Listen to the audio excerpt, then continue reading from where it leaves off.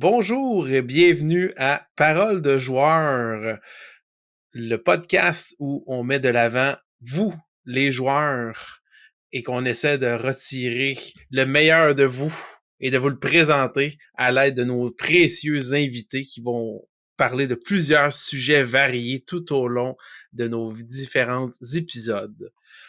Aujourd'hui, petit bonus, si on peut dire ainsi, parce que Félix-Antoine va continuer à discuter avec nous d'autres sujets qu'on trouvait qui étaient pertinents que ce soit lui qui vienne s'exprimer. Si jamais vous n'avez pas vu l'épisode précédent ou écouté l'épisode précédent, Félix-Antoine Huard, de son surnom Félix, est affilié au groupe de coups critiques Rage de dés, Rum Code et le Crépuscule. Il a présentement 4 années de tabletop RPG, de jeux de rôle sur table, et 20 ans d'improvisation, et ça paraît. Félix-Antoine a commencé à chercher des groupes pour jouer, mais finalement, faute d'amis, pas d'amis, mais de collègues de jeux de rôle, parce que t'en as plein d'amis, de collègues de jeux de rôle, il a décidé, à la place de chercher des gens, je vais les faire venir à moi. Fait qu'il est devenu DM. Puis ça, quand on dit « Hey, je suis maître de jeu », généralement, ça approche, t'as été capable de réunir des personnes du travail, t'as pu démarrer une campagne, puis t'as tellement aimé ça que t'en as parti une autre avec des amis. Donc, Félix-Antoine, re-bienvenue. Merci encore de ta présence. C'est super apprécié. Vu que c'est comme la deuxième fois qu'on se parle, on va y aller d'une formule un peu différente. On a résumé beaucoup ton introduction. Yes. Kim va y aller avec plus une question brise-glace et réchauffée avant de passer dans le crunchy. Là. Parce que côté truc roleplay, aujourd'hui, on a 2 sujets très intéressants, surtout le deuxième. Restez avec nous, ça vaut la peine. Oh, ça brasse, Allô? ça brasse. Salut Kim, merci de me recevoir. Comment ça va? Ah, ça roule dans le top. Dans le top? Génial. Hey, moi, je m'étais dit, ah oui, je vais poser ça, puis là, j'ai comme oublié pendant que Phil parlait parce que je l'écoutais. Fait que je vais en trouver une autre là. J'ai une question, puis une question 1.2. Fait que la question... Première question, en tant que joueur, préfères-tu quand ton maître de jeu crée la partie à partir de sa propre imagination ou tu préfères les modules en général? Une excellente question. Dans tout univers de jeu de rôle, mon plus grand stress, c'est quand l'histoire avance, qu'on construit un univers puis que je suis pas capable de rendre justice ou hommage à cet univers-là, faute de le connaître. Fait que pour ça, j'ai tendance à préférer des univers faits maison qu'on co-crée avec le DM parce qu'on peut moins se mettre les pieds d'un plat puis faire une jambette à un grand-duc puis finir sur un bûcher parce que tu le savais pas.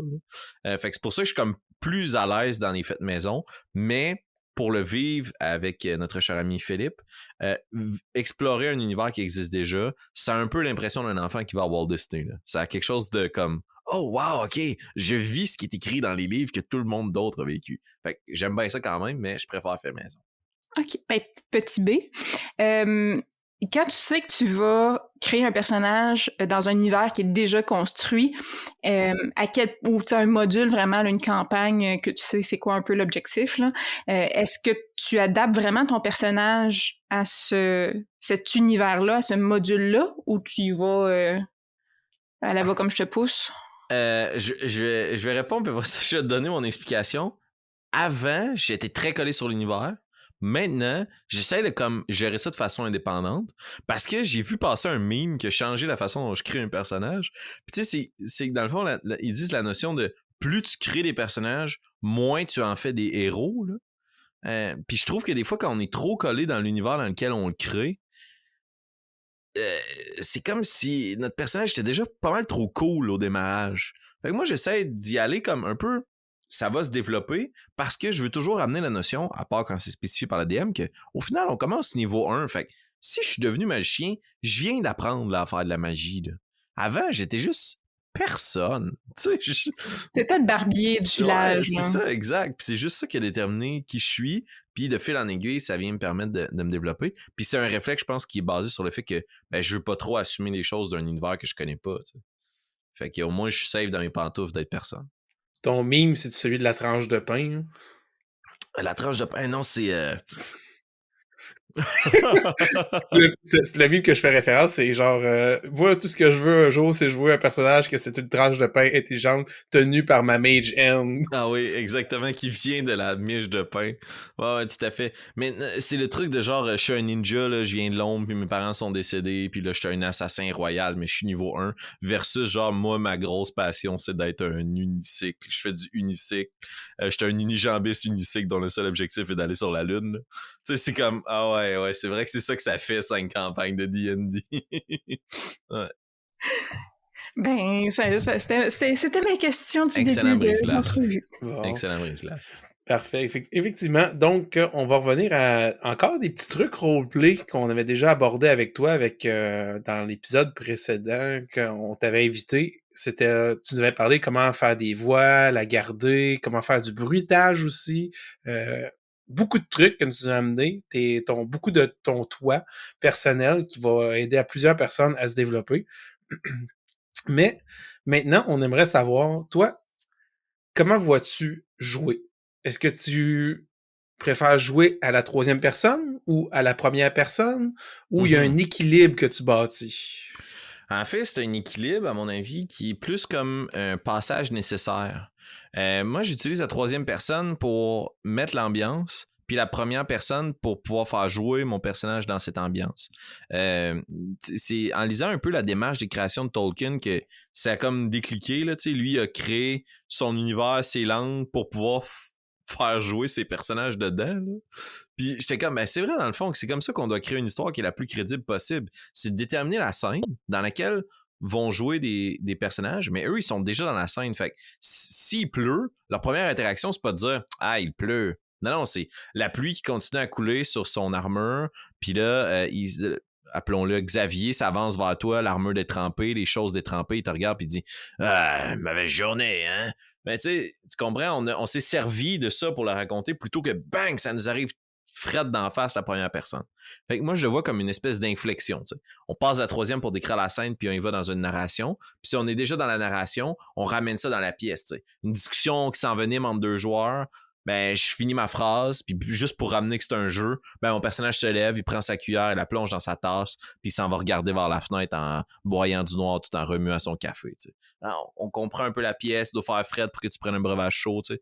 Fait que c'est cette inflexion-là qui permet de déterminer les choses. Au final, à la troisième personne, je décris mon personnage dans l'univers que je décris, et non pas tant ce qui fait concrètement chacune des pièces de mon personnage.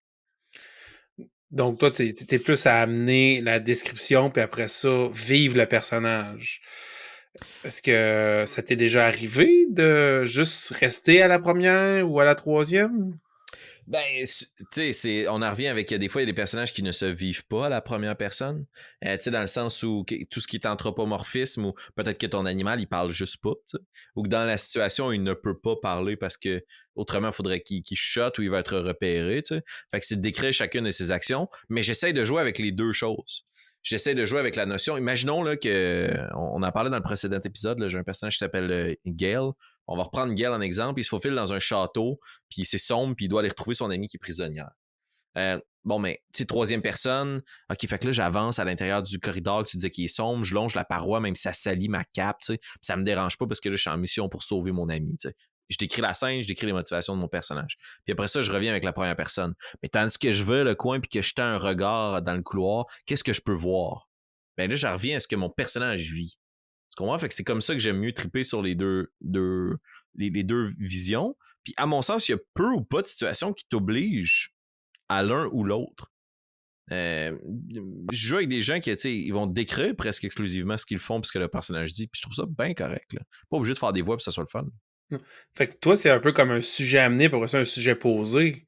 Tu sais, tu Il y a fais... une suite logique, ouais. Tu amènes, puis après ça, quand t'arrives à l'action, là, tu décris à la première. Ça donne un certain sens de réalisme aussi, tu sais. On n'agira pas de la même façon, là. Le bruit de mes bottes qui claquent dans une flaque d'eau, tu sais. Je secoue ma botte, puis j'avance vers toi, puis je commence à te parler. On dirait que tu la vois, la scène, dans ta tête. On est capable de décrire le personnage. Moi, c'est que je trouve que c'est comme ça que c'est plus facile de le mettre en scène. C'est un bon vieux truc d'impro, tu sais. Parce que dans le fond, tu veux pas arriver sur scène, puis juste commencer à parler à l'autre joueur tout de suite. Fais une action bête, simple, qui décrit t'es qui puis ce que tu fais. Moi, mon action classique, c'était de scier une planche. Tu sais. Parce que dans tous les contextes, tu peux scier une planche. Tu peux être en train de faire des rénaux chez vous, tu peux être en train de bâtir quelque chose. Puis si l'autre personne qui est en face de toi se dit « Je suis Frankenstein », puis ben, Christy, je suis en train de scier une jambe d'un cadavre pour créer Frankenstein. Tu sais, tout ceci dans la vie. Fait que des actions bien neutres de même, mais qui décrivent l'univers. Marcher dans un trou d'eau, la façon dont tu vas réagir nous permet d'en apprendre sur ton personnage. Puis après ça, la première personne, ta narration, ta parole, permet d'avoir le sujet puis le contexte. Mais là, super Penses-tu que méta. Là. ouais. Penses-tu que c'est plus facile pour un nouveau joueur de faire du jeu de rôle en parlant à la première personne, à la troisième personne, ou pour toi, il y en a, c'est équivalent?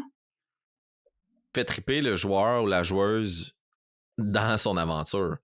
Souvent, les gens que je rencontre qui sont moins à l'aise ou que je sens qu'ils sont moins à l'aise avec la première personne, c'est souvent parce qu'ils ont moins d'expérience de jeu de rôle, puis qu'ils sont pas à l'aise de personnifier leur personnage.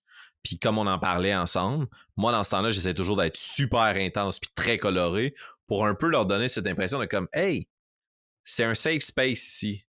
Pas personne va rire de toi parce que t'es intense. C'est ça le but du jeu. » Fait que je te dirais que c'est là que je pense que des fois, pour des nouveaux joueurs, ça va être plus facile d'y aller juste à la troisième personne parce que c'est pas le moins stressant de décrire. C'est comme une distance qui crée entre toi et tes actions, tu sais.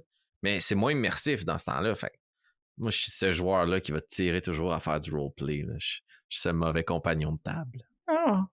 Puis quand tu parles à la troisième personne, est-ce que t'aimes donner un peu une fenêtre sur le monde intérieur de ton personnage que un personnage qui serait dans la scène avec toi verrait pas? Tu sais, tu parles de tes émotions, tu sais, ou tu restes dans ton, tu sais, bien fermé, puis dire, ben, il comprendra avec le thème de ma voix ou avec les actions que je fais, mais il n'y a pas de narrateur qui dit qu'est-ce que pense mon personnage. Avant, je le faisais beaucoup, puis je me rends compte que de plus en plus je joue, puis ça plaît pas à tout le monde, puis ça plaît pas à toutes les tables, fait qu'il faut s'entendre entre nous, mais j'aime ça garder l'émotion puis l'intention de mon personnage un peu comme secrète, un peu pour moi, pour que les autres joueurs la devinent. Mais je suis pas en train de toujours faire les manigances, ça reste relativement clair. Là. Fait que c'est là que dans la description de ce que fait mon personnage, on va se donner un autre exemple pour pas être juste dans le méta, là, mais on est tous autour d'un méchant là, qui tient quelqu'un en otage, là. Puis là, moi, je veux expliquer aux autres que, genre, c'est pas vrai qu'on va la payer la rançon. Ben, tu sais, mon personnage prend un certain pas de recul, puis vous voyez, il commence à fouiller à l'intérieur de ses poches, puis il commence à tourner tranquillement, puis essayer de se distancer du reste du groupe. J'ai pas partagé à personne d'autre autour de la table que, genre, mon joueur, il a l'intention de faire un coup fourré dans sa tête. Mais si toi, en tant que joueur, t'as écouté, puis t'as été attentif, ben, tu le devines. Mais sinon, ben, tu vas en payer le prix. Fait que c'est aussi une façon de jouer entre nous, tu sais. C'est garder ces secrets-là et ces motivations. Quand c'est vraiment important, ou que c'est important pour la narrative, ça me dérange pas. Je suis pas un puriste qui dit comme non, les émotions, ça se joue, ça s'explique pas. Là. Ça, mon personnage, tu vois que il tombe au sol puis il est triste, mais j'essaie encore une fois de le décrire par ce que les gens voient. J'en reviens à ce que j'expliquais. Puis la temporalité rend ça bizarre, là, mais je pense que c'était dans la précédente rencontre qu'on avait ensemble. Mais j'essaie de toujours expliquer si quelqu'un était juste à côté. Qu'est-ce qu'il voit, qu'est-ce qu'il entend? La déception, ça se vit, mais ça s'exprime par un soupir. Tu sais, fait c'est plus comme ça que je vais essayer de le jouer. OK.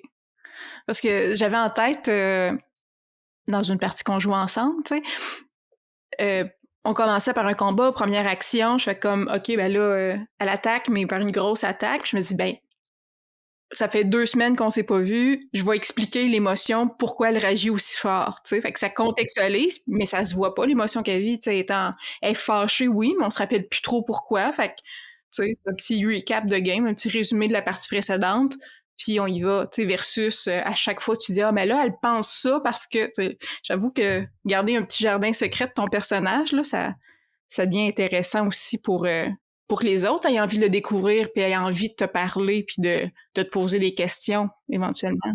Mais je présume aussi que ça récompense ceux qui écoutent puis qui participent aussi. Ben, tout à fait, puis ça leur donne la place, tu sais, parce qu'au final, si on veut pas que l'histoire tourne exclusivement autour de mon personnage, ce qui est jamais le cas, là, à part dans une quête solo, là, mais Pourquoi est-ce que je raconterais toujours, tout le temps, puis je ramènerais toujours ça à moi? J'aime plutôt dire, moi, comment je me sens par rapport à vous. Fait que ça ouvre tout de suite le jeu sur les autres, puis ça les implique dans ma patente. T'sais. Je soupire versus je suis déçu. Je soupire, ça s'entend. Un joueur qui est attentif, qui a le goût de s'impliquer dans le roleplay, peut dire, quand je vois que Gale se soupire, puis que je l'entends, ben, je me rapproche de lui, je mets la main sur l'épaule, puis je le réconforte. Puis là, ça crée l'opportunité que Gale se retourne, puis il va dire quelque chose. T'sais. Fait que, mais j'haïs pas du tout ça, puis t'as utilisé, je pense, la meilleure situation pour faire cet exemple-là, c'est faut que ça serve la narrative quand tu triches puis tu donnes l'émotion dans la tête de ton personnage. Là. Hey, vous vous rappelez, moi, mon personnage dernière session, là, il s'était fait voler sa bourse, fait que c'est sûr qu'il va se lancer. Fait que là, il part en courant sans même parler aux autres. On joue cette double scène. Le méta, puis après ça, ce que vos personnages verraient. Mon humble avis. Mais c'est aussi une invitation un peu aux autres à la table de participer à ton jeu. S'ils sont attentifs, puis qu'ils travaillent, puis qu'ils écoutent, ça fait appel un peu à leur perspicacité, à leur observation, puis à se rappeler aussi des comportements que ton personnage a eu précédemment. Fait que ça récompense les gens de participer à ton jeu, puis de comprendre ton jeu, puis d'analyser ton jeu aussi. Oui. Puis c'est à la suite de l'écoute d'un segment de Matthew Colville, Running the Game. Là. Allez voir ça si vous êtes DM, mais si vous êtes joueur aussi, là, c'est tellement riche. Il a comme apporté quelque chose qui, moi, c'était sublimé, je le voyais plus, là, autant en tant que joueur qu'en tant que DM. C'est que il y a 2 jeux quand tu joues, prenons par exemple Donjon Dragon. Il y a ce qui se passe avec vos personnages, mais il y a la game autour de la table qui reste quand même un jeu de dés. Puis ça a changé des petites choses. C'est comme un exemple, là, quand le DM va me forcer à faire un jet de sauvegarde ou autre, ou qu'il doit faire un jet de sauvegarde pour mon jet, ben moi, je vais lui dire la marque. Je vais dire, OK, il faut que tu fasses un jet de sauvegarde de sagesse. La marque à atteindre, c'est 17.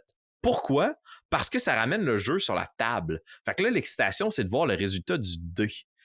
Puis de jouer sur ces 2 scènes-là, puis c'est pour ça que, tu sais, de ramener cette narrative-là, puis d'impliquer tout le monde dans « Hey, c'est embarqué, c'est payant de jouer », ben c'est cette dimension-là aussi. C'est la dimension de joueur de comme « Ouais, cool, nos personnages sont amis, mais toi puis moi, on s'échange peut-être des infos, des secrets, tu sais. » C'est cette double scène que je trouve qui est des fois pas exploitée, puis ça m'a sauté d'en face. Là. C'est des trucs que j'essaie de faire, mais des fois ça marche, des fois ça marche pas. Bon, quand même des bons points, des bonnes infos, puis merci beaucoup de ton point de vue sur ce sujet-là. Ça apporte une belle perspective aussi. Puis là, on va rentrer dans un autre sujet qui arrive pas à toutes les tables, mais que on dirait que ça va toujours arriver au moins une fois dans notre vie de rôliste, avoir un personnage mauvais à sa table alors que le groupe ne l'est pas. Donc, la question officielle, c'est comment jouer un personnage mauvais sans antagoniser le reste du groupe. Ben, j'ai pas beaucoup d'expérience pour des personnages mauvais.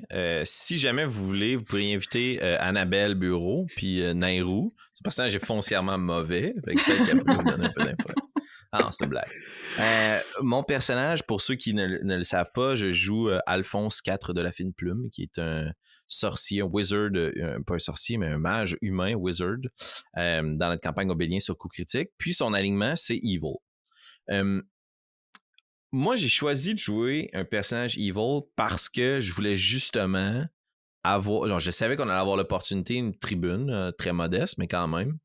Puis je voulais donner une interprétation d'un personnage méchant, foncièrement mauvais, qui n'est pas un meurtrier sanguinaire, un voleur sans morale. Fait que je l'ai combiné avec un alignement aussi qui était lawful. Donc ça fait que je respecte les lois, les règles, j'ai une parole, j'ai un honneur, je suis intègre, mais je veux toujours arriver à mes fins. Puis ça m'a fait me poser des questions sur qu'est-ce qui fait d'un personnage mauvais un personnage mauvais, tu sais. Puis, bon, sans trop révéler ou trop me coller sur Alphonse, parce qu'on va ouvrir à plus grand que ça, quand j'interprète des personnages qui sont mauvais, la chose que j'essaie de... Il y a 2 questions que je me pose. Qu'est-ce qui m'a amené à avoir cette moralité-là? Quels sont les événements dans la vie de mon personnage qui ont fait qu'on peut considérer qu'il va toujours vouloir subvenir à ses fins, il va toujours vouloir arriver à terme, mener ses objectifs à terme, ni foi, ni loi, tu sais. Et justement, quel est cet objectif? Parce que je pense que ce qui caractérise autant quelqu'un de très bon que de très mauvais, tu sais, dans les 2 extrêmes du spectre, c'est que tu veux accomplir quelque chose. T'es foncièrement bon, tu veux sauver tout le monde sur la planète. T'es foncièrement mauvais, le plus simple, c'est que tu veux tout le monde sur la planète. Tu sais, écouter une émission pour enfants, là, le méchant, c'est ça qu'il veut. Il veut tuer tout le monde, voler les bonbons de tout le monde ou voler la vie de tout le monde. Tu sais, c'est pas mal ça, là. Puis j'essayais d'avoir un take. Ben c'est ça, tu sais, t'es dans les extrêmes. Puis j'essayais de le jouer dans une zone, oui, dark, mais pas noir complet, tu sais, pas extreme dark. Puis la réflexion que j'avais, c'est, OK, il est la résultante de son vécu. Puis c'est ça qui me permet de pas antagoniser le groupe, à mon humble avis. C'est que ce qui fait de Alphonse ou des autres personnages mauvais une mauvaise personne, c'est pas ce que font les autres dans le groupe. Je ne suis pas mauvais parce que moi je vole, puis les autres, c'est pas des voleurs. Tu comprends? Là, c'est sûr que tu viens antagoniser le groupe quand ce qui caractérise ta méchanceté ou la noirceur dans ton âme, c'est le contraste avec le reste de ton groupe. Si on prend un autre exemple dans la culture populaire, Geoffrey Baratheon, dans la série Game of Thrones, le Trône de Fer, pour ceux qui l'ont écouté, un des personnages les plus détestés de la télé, a été largement détesté. Il était un peu en contraste, mais il était aussi juste méchant. Tu sais? Puis c'est là qu'on déteste vraiment les gens, c'est qu'il n'est pas méchant à cause que les autres sont fins. C'est pas comme l'ennemi juré de Ash dans Pokémon, tu comprends, qui est juste méchant parce que Ash est gentil. Non, Geoffrey, il est mauvais. Il est méchant. C'est son essence à lui qui est mauvais. Fait que les autres, ça les antagonise pas. Ça fait que ça crée une dynamique, un peu comme on crée avec Nairo. Alphonse, c'est pas méchant parce que Nairo est gentil. Alphonse est méchant, puis Nairo est gentil. Puis là, ça crée des discussions, tu sais. Fait qu'on n'est pas toujours... On est en confrontation verbale parce que les deux, notre objectif, c'est de développer puis d'assouvir notre intelligence, mais veux pas, l'opposition est pas sans issue. Parce que si moi, j'incarne un voleur méchant que lui, il veut juste voler tout le monde, puis dans mon groupe, j'ai un paladin gentil qui veut juste protéger les richesses de tout le monde, eh ben là, il y a une impasse. Fait que c'est pour ça que j'essaie que la méchanceté, elle parte de « OK, pourquoi le voleur, il veut voler tout le monde? Puis pourquoi le paladin voudrait protéger les richesses de tout le monde? Parce que le paladin s'est fait dérober quelque chose qui était un héritage de sa famille. Puis le voleur, lui, il veut voler parce qu'il y a des bouches à nourrir puis il veut sauver ses enfants. Ah, ben partons de ça à la place. Puis ça créera pas une opposition. Ils vont pouvoir trouver un terrain d'entente, tu sais. Fait que c'est de reculer d'un pas dans qu'est-ce qui définit la moralité du personnage que vous allez créer, qui permet, à mon sens, de pas juste injecter du chaos puis devenir des itinérants meurtriers. Fait que c'est plus au niveau des valeurs qu'il faut aller rechercher que dans les actions. C'est pas de dire je vais commettre des actions mauvaises, mais plutôt quelles sont mes valeurs qui font de moi une personne d'alignement mauvaise. Mais c'est un peu ma question, en fait, à écouter ta réponse. J'ai l'impression que, et là, corrige-moi si je me trompe, que ta perception, par exemple, d'Alphonse, c'est il est d'alignement mauvais parce qu'il est profondément individualiste.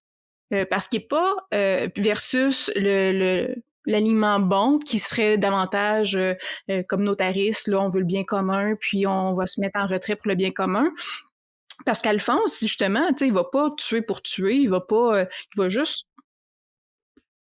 il s'en fout un peu là, de « OK, ben tu sais, coupe-y la main, coupe-y pas, j'en ai rien à faire, tu sais, ça me regarde plus rendu là. » Fait que c'est vraiment une question de valeur à ce niveau-là, plus que, tu sais, c'est pas un psychopathe, c'est pas quelqu'un qui souhaite le mal non plus.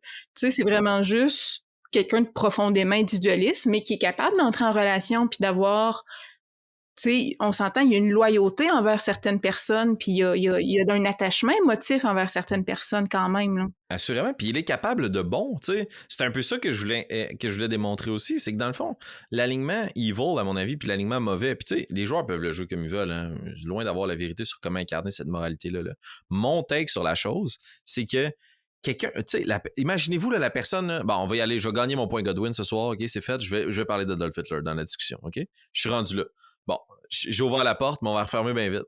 Mais tu sais, c'est l'archétype là, des méchants là, qu'on peut s'imaginer. Là, tu demandes à quelqu'un, c'est qui la plus méchante personne qui a eu lieu sur Terre. Puis là, ils vont te nommer Hitler.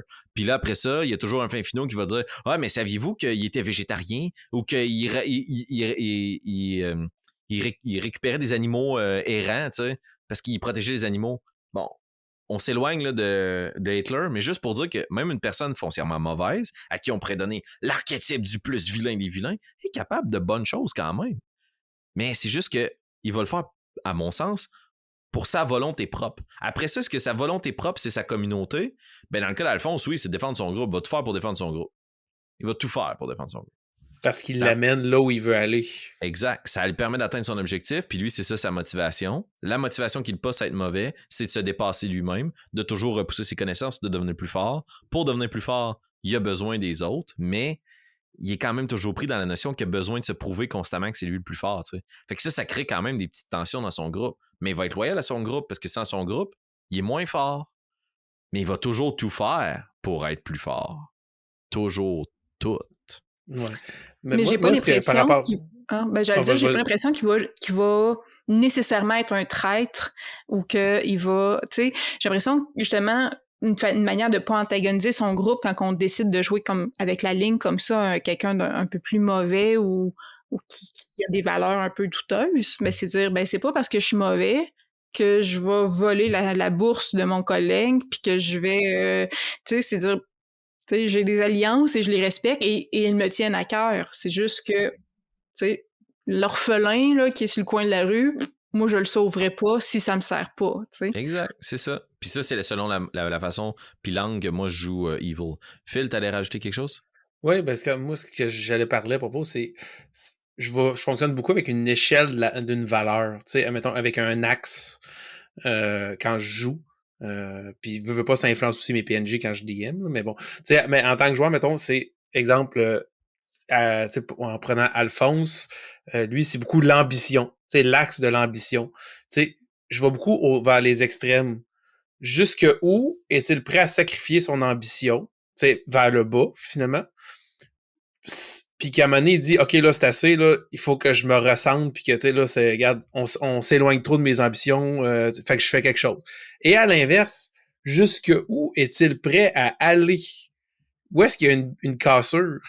Est-ce que ce personnage-là, qui a une ambition vraiment démesurée, puis au point d'être quasiment une personne mauvaise, est-ce qu'un jour, il va se dire, mon ambition de devenir plus fort, ça va se faire jusqu'au prix de tout, justement? Genre tout, incluant ma famille, mes amis, mes collègues? Est-ce que... Où est là la limite?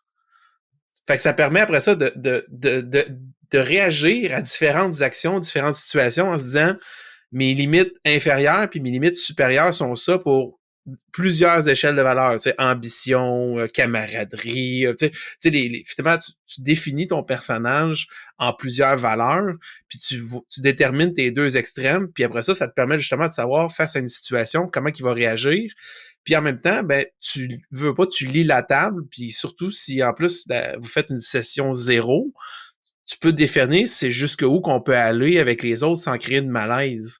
Oui, fait qu'après ça, c'est essentiel là, pour pas s'antagoniser. Tu sais, nous, c'est tendu là, entre nos personnages sur Coup Critique d'Ambélien, mais Annabelle, Francis et moi, après chaque séance, on se parle, puis quand c'est plus intense, on s'écrit, tu sais, parce que c'est du monde, là. Tu veux avoir du fun avec ton monde, même si vos personnages, ça y est, ça s'arrache à la face. Là.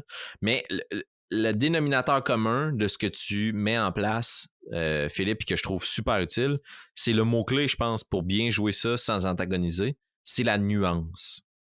Des fois, il y a des situations où tu sais qu'un geste que tu vas poser, qui serait vraiment aligné avec le roleplay de ton personnage, va juste détruire la relation que vous avez entre joueurs. Il faut que tu fasses preuve de nuance. Qui va détruire la relation que vous avez entre personnages, il faut que tu fasses preuve de nuance aussi. Si ton personnage est toujours dans une extrême, il n'est pas crédible. Il faut que tu fasses preuve de nuance. Exactement. On en revient toujours à ça. Là. Ouais. C'est pour ça que je vois comme une gradation. Il peut pas toujours être à un extrême, puis il peut pas toujours être à l'autre extrême non plus. Il va y aller. Puis quitte à ce que, mettons, justement, ça arrive à un point que tu dis, je suis mieux de mettre un peu d'eau dans mon vin pour que ça aille mieux. Il n'y a rien qui empêche à ton personnage de revenir là-dessus plus tard. De dire, hey, vous vous souvenez de cette fois-là, là, tout là, j'ai mis beaucoup de contrôle puis sur moi-même, puis je vous ai écouté. Mais la prochaine fois, j'aimerais ça que ce soit moi qu'on écoute. Tu sais, ça peut ressortir de même le côté un peu plus individualiste. C'est comme genre, regarde, cette fois-là, je vous ai écouté, vous mettre redevable, ou au contraire, tu sais, regardez, je peux aussi être une bonne personne. Je suis pas toujours. Tu sais, si le groupe commence à toujours tout piocher sur la tête de ce personnage-là, le joueur peut déterminer, regardez, je vais faire quelques moves de conciliation, tant que ça va pas à l'encontre opposée de ses valeurs de personnage, pour justement se racheter puis acheter, puis en même temps, dire au groupe, vous mettre un peu redevable, tu sais. Puis je pense aussi que, tu sais, un personnage mauvais, ça veut pas dire un joueur mauvais. Tu sais, c'est important de garder à l'esprit que, en tant que joueur, oui, on veut être cohérent dans notre personnage, mais on veut continuer à relancer la balle puis ouvrir des portes à nos co-joueurs pour qu'ils puissent eux-mêmes développer leur histoire. Tu sais, c'est garder ces portes ouvertes-là. Puis à partir du moment où tu dis non, tu sais, ton personnage correspond pas à ce que moi, mon personnage voudrait, je ferme la porte, ben il n'y a plus de discussion, il n'y a plus de jeu. C'est plus plaisant pour personne. Fait que c'est important de se dire, ben il y a une distinction entre les personnages qui s'aiment pas ou sont opposés, puis les joueurs autour de la table qui sont là pour s'échanger puis s'ouvrir des portes. Ouais, ben, c'est l'essence même de pouvoir avoir un bon esprit de travail autour de la table. Là. Puis c'est le travail de fondation nécessaire quand on sait que les morales de nos personnages ne seront pas similaires ou faciles à cohabiter. Tu sais. Il faut que tu gardes ça comme mindset, là, sinon ça marche pas. Moi aussi, ce que je vois un peu quand on crée ce genre de personnage-là puis qu'on le vit, c'est d'y aller avec un peu comme les vilains, avoir une certaine forme d'archétype. Moi, ce qui m'avait vraiment fait une réflexion, c'est dans le temps, tu sais, dans la 3.5, il y avait le Book of Vile Darkness. Tu sais, qui était genre, ça c'est comme l'extrême, tu sais, ce manuel-là, là, c'était genre l'extrême du mal. Puis au début, il définissait c'est quoi le mal, justement, puis jusqu'où ça peut aller, puis les degrés de mal. Puis une des affaires qu'il disait, c'est genre les archétypes un peu, tu sais, un peu comme Pépé et toi, vous aviez discuté lors d'une chronique de discuter entre les dés sur sur Coup Critique, ouais, c'est ça, sur genre les types de vilains autres. Il y a un peu la même chose. Tu peux être un méchant, tu peux être d'alignement mauvais parce que ton côté plus aristocratique, fancy, tu sais, que c'est poussé à être hautain à l'extrême, que genre tout le monde finalement est sous moi, comme ça peut être plus brutal, ça peut être mauvais, pas nécessairement destructeur, mais genre juste la violence règle beaucoup de choses, tu sais, ça peut être aller dans l'intimidation, dans genre pour faire passer mon message, ben je vais briser une chaise à côté, tu sais, c'est genre je me fous de la propriété d'autrui, ça peut être ça aussi, tu sais, sans nécessairement dire ben le barman devant moi il m'insulte, je le tue. Non, ça peut, tu sais, c'est comme genre, ça peut être juste genre, ben, moi, il m'insulte, ben, puis je sais que lui, c'est un marchand, puis ce qui compte, c'est sa réputation. Ça peut être aussi le côté manipulateur. Ben, je vais faire des reviews sur Google à 1 étoile et je vais faire, je vais faire plein d'affaires. Tu sais, si on fait un parallèle avec le monde moderne, mais tu sais, ça peut être la même chose dans le Donjon Dragon. Tu sais, genre, ben, je vais engager des bardes qui vont salir sa réputation, ou ben, je joue plus une brute, ben, je vais prendre sa table là, que ses habitués préfèrent, puis je vais la casser en deux avec mon poing, tu sais, pour montrer que de un, j'intimide puis je suis fort, puis de deux, ben, regarde ce que je peux faire à ta table, tu sais. Tout à fait. Je sais pas si vous avez déjà vu passer le meme. Ça fait appel au Super Nana. Je sais pas si vous avez déjà écouté ce cartoon-là d'animation.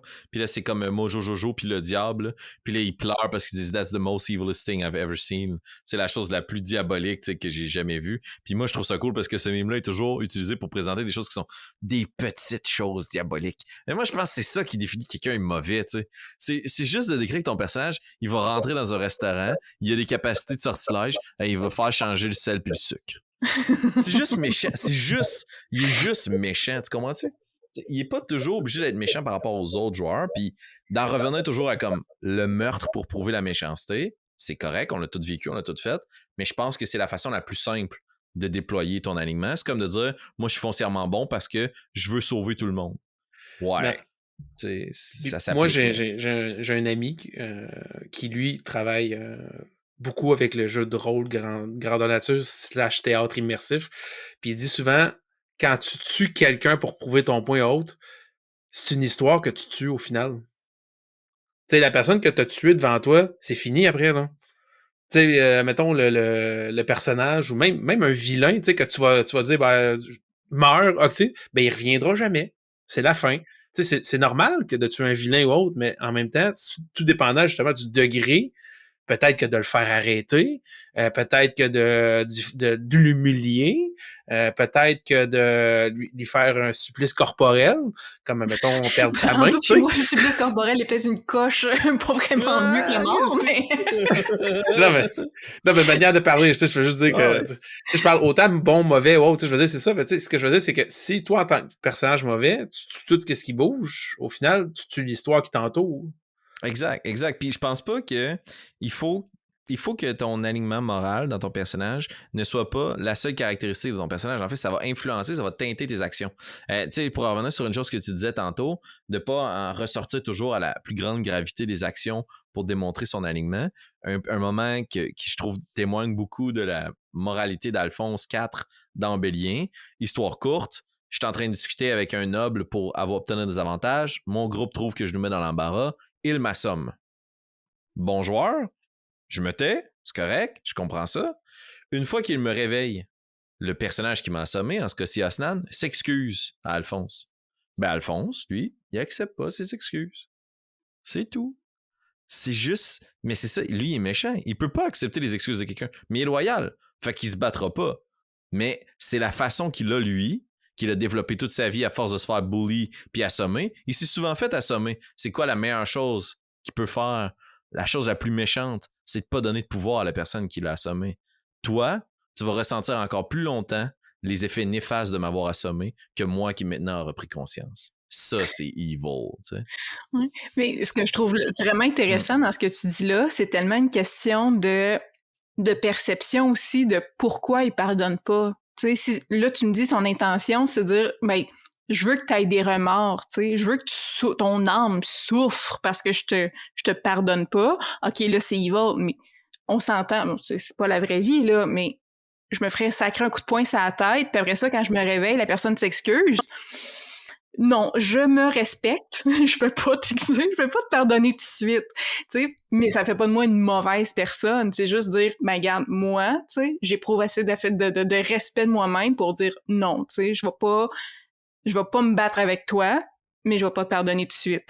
Fait que je pense que l'intention du personnage a vraiment beaucoup d'importance dans la définition. Si c'est une même action, tu sais, le même scénario, la même action, la même réaction peut être deux alignements totalement différents, mais parce que les intentions sont différentes. Ben oui. Puis moi, là, je l'annonce pas, mon alignement, aux autres joueurs, en commençant la partie. C'est pas comme ça que je vais me présenter. Je vais laisser deviner aux gens pour jouer sur cette nuance-là aussi, puis pour que, au final, l'intention, c'est moi qui drive, puis elle se révèle au fil du temps. Puis, comme tu l'as dit, tu sais, plusieurs raisons peuvent cumuler à la même action. Puis ça laisse les autres joueurs un peu dans le comme OK, non, mais pourquoi il a fait ça? Puis ça crée l'intérêt et la curiosité d'échanger entre nous puis d'apprendre à se connaître. Puis ça aussi, ça brise le fait de s'antagoniser. Parce que t'amènes l'autre joueur à te comprendre puis à venir vers toi, plutôt que ce que ta réaction soit comme un mur vers l'envie de collaborer. Tu sais. En fait, ça me vient à te poser la question, comment tu fais justement pour, tu sais, voyons, je vais faire une phrase complète. Comment tu fais pour laisser la place à un autre joueur, un aliment, par exemple, différent du tien, mais en gardant la cohérence de ton personnage? Tu sais, justement, pas fermer ces portes-là, puis que les échanges restent là. Tu sais, dans le fond, pour que tu restes cohérent, tu sais, tout au long de ta partie. Ben, tu sais, ça se discute beaucoup, là, d'autant plus ces temps-ci, on dirait, il y a comme une mouvance sur ça là, dans les différents groupes de rôlistes, là, à savoir, tu sais, à quel point ça vaut la peine de respecter la cohérence de son personnage versus comme juste se souvenir qu'au final, c'est un film qu'on joue tout ensemble, fait que the show must go on. Moi, je vais essayer parce que c'est important pour moi d'être canon puis de respecter ça, puis d'être cohérent, mais je veux pas nuire à la narrative. Fait que c'est dans mes actions ou dans mes réactions. Mettons, un personnage super bon va faire quelque chose, on croise un orphelin dans une ville, puis là, il veut de l'argent, puis là, le personnage bon s'arrête, puis il va y prendre l'argent. Ben, parfait, allons-y, on avance. Une fois qu'on est avancé, mon personnage va plonger la main dans son livre, va faire Magen, puis il va faire trébucher l'orphelin. Yeah. T'as notre argent, mais tu le méritais pas. Puis je vais continuer, tu sais. Ça ralentit pas l'histoire, ça monte un peu une flavor, c'est un peu drôle, c'est comic relief, mais j'ai pas empêché la personne d'y donner son argent, tu sais. Failing forward, là, on veut échouer, mais que ça continue d'avancer, tu sais. C'est plus en réaction à ça. C'est comme, ouais, sure, on va y aller, mais je vais rire de toi tout le long, puis te rappeler à quel point c'est une mauvaise idée, puis que je te l'ai dit, tu sais. Tu comprends? C'est plus dans ces nuances-là que de mon bagage d'improvisation, la pire chose que tu peux faire, c'est juste dire non. Dans la vie, dire non, c'est tout à fait correct, hein, on le rappelle. Mais dans une improvisoire, dire non, sans expliquer au moins pourquoi, c'est juste casser le jeu. T'sais. Puis souvent, c'est le réflexe qu'on va avoir avec les personnages qui sont aux extrêmes. Evil ou good. Non, on fera pas ça parce que je suis bon. Ouais, mais qu'est-ce que tu proposes? Moi, ma morale, ça me dit de rien faire. Ouais, je te rappelle, Félix, qu'on joue un jeu de rôle, c'est une histoire qu'on essaie de raconter, ça te tente-tu de faire progresser l'histoire? Même chose avec Evil. Moi, je pense qu'on devrait pas le parler, je vais le tuer. Moi, je pense qu'on devrait le kidnapper. Ouais, ok. Pourquoi? Qu'est-ce que ça nous amène? Pour le reste du groupe, tu sais, c'est un peu ça qu'il faut que tu amènes avec ton extrémisme, parce que sinon, les autres peuvent pas construire ton histoire. Puis là, ton secret, ben, t'es du seul à vivre avec, tu sais. Ah, il n'y a pas de valeur, sinon. Ouais. Fait que j'ai l'impression que c'est le fameux yes and, là, de oui et, puis tu pars de ça, puis tu construis l'histoire plus loin. Puis avec j'ai l'impression ton exemple d'orphelin que tu fais trébucher, c'est oui, mais. Oui, fais ça, mais. Tu sais. Fait que. Ouais. Puis ça n'empêche pas non plus ton personnage d'évoluer là, après 20 sessions. Ça se peut que ton personnage Evil, qui était plein de ressentiments au début, ben finalement, à force du pouvoir de l'amitié, ben il s'adoucit. Ses coins deviennent un peu moins raides, puis il crée des relations qui font comme « OK, ben finalement, je peux peut-être avoir confiance envers quelqu'un, puis moins m'isoler, tu sais. » Je pense que dire « Moi, je reste sur mon X, puis je bouge pas de là », mais ça empêche aussi l'histoire de progresser. T'sais, on évolue tous dans la vie. Là. Tout à fait. Ben, je pense que tu viens encore une fois de remettre le doigt dessus. La clé pour répondre à cette question-là, comment jouer un personnage mauvais sans antagoniser le reste du groupe? La nuance. C'est tout là que ça se trouve. C'est dans la nuance. Puis je pense que la nuance est importante dans ceux qui interagissent avec un personnage mauvais aussi. Ça prend la nuance pour tout le monde. Dès qu'on perd la nuance, on perd le fun. Ça, je suis bien d'accord avec toi. Sur ce mot-clé, je crois qu'on a complété cet épisode qui était très juteux, je dois dire, avec beaucoup de concepts et d'interactions. Vraiment, je suis très content de cette discussion qu'on a eue, puis j'espère que ça va aider d'autres joueurs à expérimenter ce style-là et aussi à d'autres joueurs de vivre avec un joueur qui vit ça ou qui joue ça. Ça permet de comprendre aussi qu'est-ce que l'autre essaie d'amener à la table, puis c'est quoi les limites, puis comme on dit, tout se passe par l'accord entre groupe, puis la nuance. Exactement. Donc, encore une fois, merci beaucoup d'avoir écouté ce nouvel épisode de Paroles de joueurs. Merci Félix-Antoine d'avoir accepté notre invitation une fois de plus. Merci pour l'accueil chaleureux. Merci, c'est très apprécié. Puis merci aussi à ma co-animatrice Kim, toujours aussi dynamique et curieuse, prête à grignoter un peu plus d'informations pertinentes à notre invité. Merci à tout le monde de votre écoute. Si vous avez des commentaires, si vous avez des suggestions, si vous avez des prochains invités, si vous avez des sujets, allez-y, laissez-vous aller en commentaire, écrivez-nous tout ça sur le Facebook, peu importe. Allez-y, on aime ça entendre parler de vous. Sur ce, à la prochaine fois.